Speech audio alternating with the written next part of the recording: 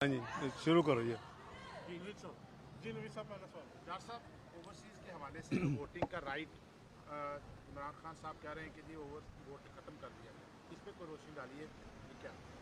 دیکھیں بسم اللہ الرحمن الرحیم نحمدہ و صلی علی رسول الکریم. دیکھیں جو عمران خان صاحب نے کیا تھا وہ بیسیکلی جو ہمارے بہن بھائی پاکستانی باہر رہتے ہیں ان کو جو بھی ان کی کوالیفیکیشنز کے مطابق ان کو ووٹ دینے کا حق تو دیا تھا، لیکن ان کی کوئی نمائندگی پارلیمنٹ کے اندر کوئی دینے کا پلان نہیں تھا. وہ جو لوگ پاکستان میں الیکشن لڑیں گے وہ اپنے آبائی حلقوں کے حوالے سے اپنے آئی ڈی کارڈ میں جو ایڈریس ہے اس کے حوالے سے انٹرنیٹ کے ذریعے ان کو ووٹ ڈال سکتے تھے.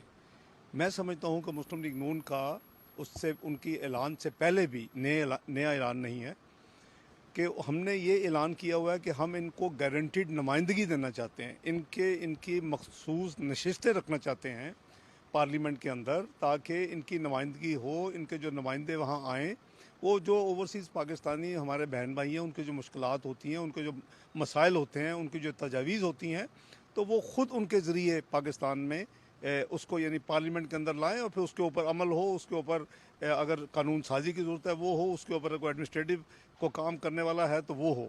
تو ہمارا جو پرپوزل ہے یا جو ہمارا جو آئیڈیا ہے وہ بہت بہتر ہے ان پی ٹی آئی کی جو امینڈمنٹ تھی اس سے. تو فوری طور کے اوپر اس امینڈمنٹ کو ختم کرنے کا یہ مطلب نہیں کہ ان کو نمائندگی نہیں، بلکہ اس سے بہتر جو ہے اس کا پروسیس شروع ہو چکا ہے الیکٹورل ریفارمز کا، اور اس کے اندر ان کو اس میں غالباً ہمیں آئین میں بھی ترمیم کرنی پڑے گی، کیونکہ اگر ہم نشستوں کو بڑھاتے ہیں ٹوٹل پارلیمنٹ کی، نیشنل اسمبلی کی یا سینٹ کی، تو اس میں ہمیں آئین میں بھی تبدیل، تو ہم اس کے لیے تمام کام جو ہے پیکج تیار ہو رہا ہے اور انشاءاللہ ہم اوورسیز پاکستانیز کو ان کی نمائندگی دلائیں گے جو کہ بہت بہتر ہے عام صرف یہاں بیٹھ کے ووٹ ڈالنا. ہم نے ماضی میں ریفرینڈم دیکھے ہیں انٹرنیٹ کے ذریعے جو ریفرینڈم ہوتا ہے، اور آپ نے دیکھا کہ جنرل مشرف نے جو اپنے حوالے سے ریفرینڈم کروایا تھا تو اس میں کتنی پھر قباحتیں ہوتی ہیں، کتنا ابیوز ہوتا ہے، کتنا مس یوز ہوتا ہے. ہم ان قباحتوں سے بھی بچانا چاہتے ہیں ملک اور نظام کو. عمران خان سر وہاں سے جو اٹھے ہیں، آپ کو لگتا ہے انہوں نے اپنی شکست تسلیم کر لی؟ دیکھیں ان کے جو بڑے بڑے کلیم تھے 25 لاکھ لوگ آئیں گے اور وہ پھر وہاں رہیں گے اور سارا وہ تو ان کو پتہ چل گیا. مجھے تو آج بھی پتہ چلا ہے کہ ان کی کوئی پریس کانفرنس میں بھی انہوں نے اس کو ریکگنائز کیا ہے کہ ان کی توقع جو تھی وہ لوگ اس طرح نہیں آ سکے، نہیں نکلے. تو میں سمجھتا ہوں کہ ان کی جو ڈس اپوائنٹمنٹ تھی اس کے نتیجے میں پھر انہوں نے فیصلہ کیا وہ چلے جائیں. ڈاکٹر صاحب ایک امپریشن کریٹ یہ کیا گیا کہ جو رائٹ ٹو ووٹ ہے وہ ختم کر دیا گیا، اس میں ایگزیکٹ پوزیشن ہے کیا؟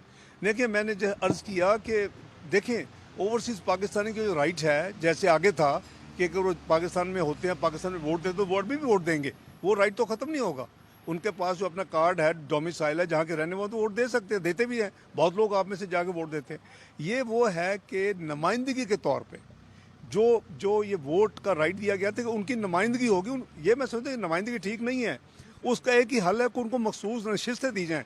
اس میں پھر آگے آپ کو دیکھنا پڑے گا ان نشستوں پہ کیسے لوگ آئیں گے.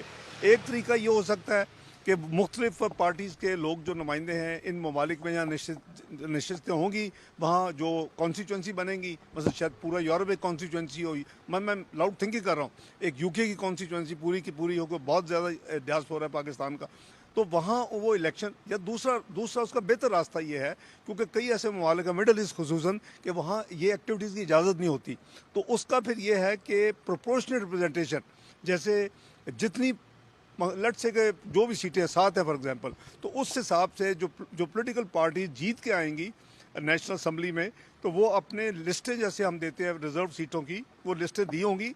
اگر ہماری 3 بنتی ہیں، پیپلز پارٹی کی 2 بنتی ہیں، پی ٹی اے کی 1 بنتی ہے، یہی ریشو ہو جائے، اگلے الیکشن اچھی ہوگی تو اسی طرح ان کو سیٹیں مل جائیں گی. ان کا جو نام دیے ہوں گے ان سے جو پہلا نام جو ہے نا اسی طرح ٹک ہو جائیں گے اور وہ آٹومیٹکلی ہو جائیں گے ممبر. ڈاکٹر صاحب جو سنا گیا تھا لیکن پھر بعد ایک عدالتی فیصلے کے نتیجے میں ان کو اندر آنے دیا گیا، جو توڑ پھوڑ ہوئی، جو لوگ پولیس والے شہید ہوئے، ان کا خون کس کے سر پہ ہے؟ آپ کیا سمجھتے ہیں کہ جو ریاست تھی اس دن، کیا اس طرح جو اس نے ریٹریٹ کیا ہے ایک عدالتی حکم کے نتیجے میں، جی یہ کیا کوئی اچھی ایگزامپل تھی؟ या जो लोग शहीद हुए हैं उनका खून का क्या? देखिए, मेरी ज़ाती राय है कि ये उन्होंने तौहीने अदालत की, और इमरान नियाज़ी साहब और पीटीआई ने, और उन्होंने एक जो मूवमेंट की, जो आके दरख्तों को आग लगाई, जो तोड़ फोड़ की, वो सारी की सारी उसके मेरी इत्तला के मुताबिक मीडिया की रिपोर्ट्स जो आई हैं उस पे पर्चे काटे गए हैं, उसकी जो लीगल कार्रवाई हो चुकी है और होनी चाहिए।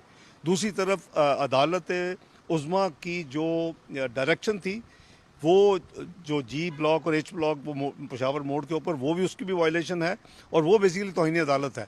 अब ये कोई कहे कि जी वो उनको इल्म नहीं या उनको पता नहीं, मैं समझता हूँ कि ये मुमकिन नहीं है कि आप लीडर नहीं है अगर आपको नहीं पता कि क्या हो रहा है। हमें भी ऐसे प्रोसेशंस में हम भी जाते रहे हैं, हम ऐसी रैलीज भी होती हैं, हर चीज़ पता चल रही होती है साथ साथ।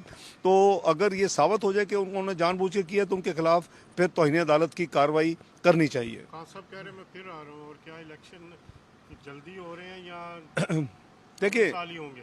क्या दे, कह रहे हैं? देखिए खान साहब ये हमें धमकी तो ना दें। उन्होंने पूरी कोशिश की कि अपने जो उनके बहुत सीनियर तरीन लीडरशिप है उसके ज़रिए हमें एंगेज करने की कोशिश की।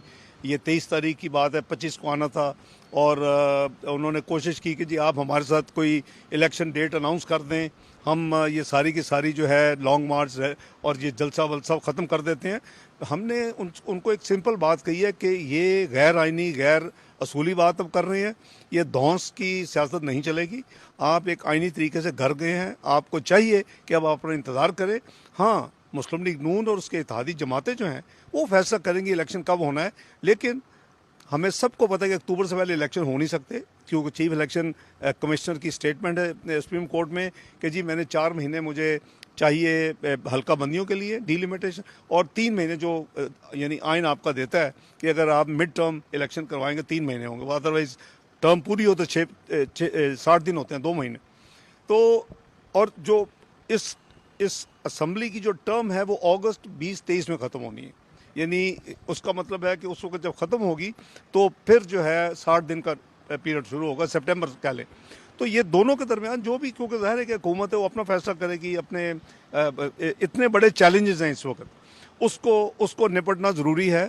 और उसको निपटने के लिए सबसे बड़ा चैलेंज है कि जो पिछली हुकूमत ने झूठ बोला, कौम से झूठ बोला, आवाम से झूठ बोला, बैन अल-अक़वामी इदारों से झूठ बोला, IMF से झूठ बोला, कि एक पॉलिटिकल चाल चली कि जाते जाते जो कीमत बढ़ाने की बजाय उसको 10 रुपये कम किया, पेट्रोल में 10 रुपये, डीजल में 5 रुपये, बिजली पे, ताकि आने वाले जो लोग हैं उनको मुश्किलात का सामना करना पड़े बदतरीन। और बेसिकली मज़ीद जो इतलात आई हैं कि उनके साथ तो तय किया था 30-30 रुपये बढ़ाएंगे, यानी IMF को कहा कि हम 30-30 रुपये बढ़ाएंगे। तो आपने देखा कि ये उन्होंने कहा जी इसके लिए फंड्स अवेलेबल हैं, फंडेड उसे कहते हैं सब्सिडीज़। अगर फंडेड सब्सिडीज़ हों तो उसको किसी का इतराज़ नहीं होता, IMF को कोई मसला नहीं है। IMF की अपनी MD 2-3 दिन पहले 22 तारीख को BBC को इंटरव्यू दे रही है कि जी गवर्नमेंट्स को चाहिए कि फूड और एनर्जी को सब्सिडाइज करे आवाम के लिए, इतनी महंगी चीज़ें हो गई हैं, तो लेकिन फंडेड होती हैं। इन्होंने कहा फंडेड है, पिछले हफ्ते तक कहते रहे इनके वज़ीर ख़जाना जो उस वक्त थे कि फंडेड है, लेकिन वो फंडेड नहीं है। और मैं चैलेंज कर दूँ कि वो ये इनका जो बयान था वो गलत था और ये मिसलीड किया गया। तो अब हम इस चैलेंज को भी कबूल करेंगे और किया है, और हम आगे चल रहे हैं। कहा है कि वो अब की बार प्रिपेयर्ड नहीं थे, लेकिन नेक्स्ट टाइम वो कहते हैं कि वो फिर फुल तैयारी के साथ इस्लामाबाद आएंगे। तो क्या अगर वो अगली दफ़ा कुछ ज़्यादा तैयारी के साथ आते और कितनी तैयारी होगी उनके, यानी उन्होंने एक को डायरेक्ट शूट करके एक कांस्टेबल मार दिया, और फिर उनकी जो तैयारी आपने देखा कि जो जहान की यानी एक्टिविटीज़ उन्होंने प्लान की हुई थी, उनके अंदर असला पकड़ा गया है, वो सारी पब्लिक हो चुका है। तो तैयारी कौन कैसी उन्होंने करनी है मेरे समझ से बाहर है। उन्होंने पूरी तरह मोबिलाइज किया था, उनका टोटल फेलियर है, वो उसको मान लेना चाहिए उनको। और मैं समझता हूँ कि उसको भी एक तरफ रखें, क्या वो एक आइनी तरीके से नहीं गए? ये सारा एक स्टंट है, पॉलिटिकल स्टंट। एक इन्होंने मज़हब कार्ड खेला, इस्लामोफोबिया, और उसके बाद इन्होंने ये जो एक एंटी वेस्ट कार्ड खेला कि जी मुझे अमेरिका ने साजी, ये पुराना स्टंट है जी, उस खिते में लोग इस्तेमाल करते हैं। तो इससे वो बाहर निकलें और एक अपनी तैयारी करें जमहूरियत की। अगली दफ़ा बदतरीन शिकस्त थी इंशाअल्लाह, तो मेरा उसकी तैयारी करें, बेहतर होगी। बहुत शुक्रिया।